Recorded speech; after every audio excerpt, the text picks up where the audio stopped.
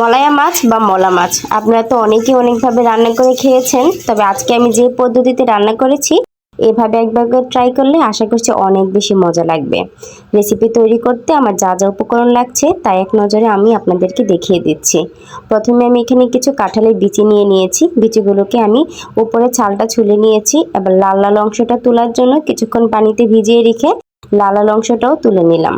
তারপর আমি একটা ফ্রাইং প্যানের মধ্যে মলা মাছগুলো দিয়ে দিলাম আর ছুলে রাখা কাঁঠালের বিচিগুলো দিব আর দিব কিছু কাঁচামরিচ এখানে আমি ফালি করে নিয়েছি আর দিচ্ছি টমেটোগুলোকে আমি ফালি করে নিয়েছি, দিচ্ছি পেঁয়াজ কুচি।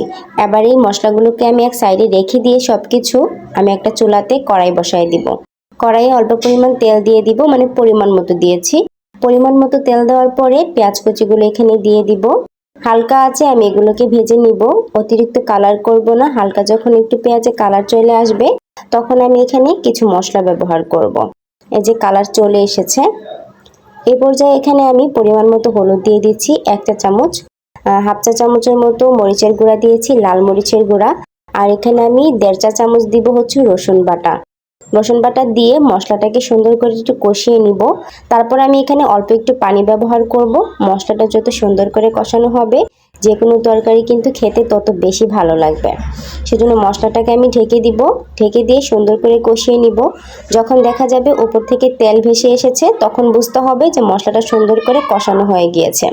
এই পর্যায়ে আমি কাঁঠালের বিচিগুলো দিয়ে দিব। কাঁঠালের বিচিগুলোকে আমি মাঝখানে কিন্তু একটু ফালি করে নিয়েছি।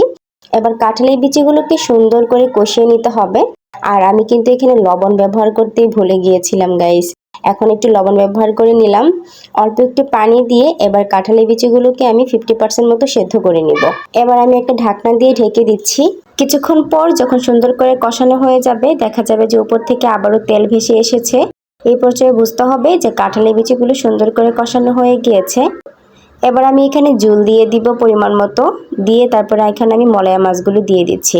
আমাদের এলাকাতে মলা মাছ বা মলায়া মাছ এই দুইটা নামেই চিনে, আপনারা কি নামে চিনেন অবশ্যই কমেন্ট করে জানাবেন।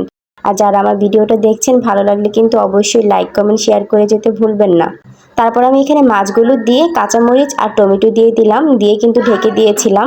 ঢেকে দেওয়ার পরে কিছুক্ষণ পর যখন দেখা যাবে যে হয়ে এসেছে তখন কিন্তু এখানে ধনেপাতা ব্যবহার করতে হবে।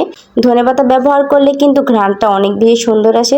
ছোট মাছে অবশ্যই ধনেপাতা দেওয়ার চেষ্টা করবেন। আর আমার কিন্তু ছোট মাছ একটু শুকনো শুকনো চচ্চড়ি করে খেতেই ভালো লাগে। আপনাদের যদি ঝোল ঝোল খেতে পছন্দ হয় তাহলে অবশ্যই এখানে ঝোল দিবেন একটু বাড়িয়ে। আমার বাসাতে একমাত্র আমি মাছের চচ্চড়ি খেতে বেশি পছন্দ করি, সেজন্য আমি একটু শুকনো শুকনো করে রান্না করি। আর এমনিতে বাসায় মেহমান আসলে বা আমার আম্মুরা আসলে তখন আমি একটু ঝোল দিয়ে রান্না করি, কারণ তারা ঝোল খেতে অনেক বেশি পছন্দ করেন। তো আজকে রান্নাটা দেখেন কত সুন্দর হয়েছে মাশাআল্লাহ। তো আজকের মতো আমার ছোট্ট ভিডিওটি থেকে এখানে বিদায় নিচ্ছি। দেখা হয়ে যাবে অন্য কোনো ভিডিওতে। সেই পর্যন্ত সকলে সুস্থ থাকেন, ভালো থাকেন এবং আমার জন্য আর আমার পরিবারের জন্য দোয়া করবেন। আল্লাহ হাফিজ, আসসালামু আলাইকুম।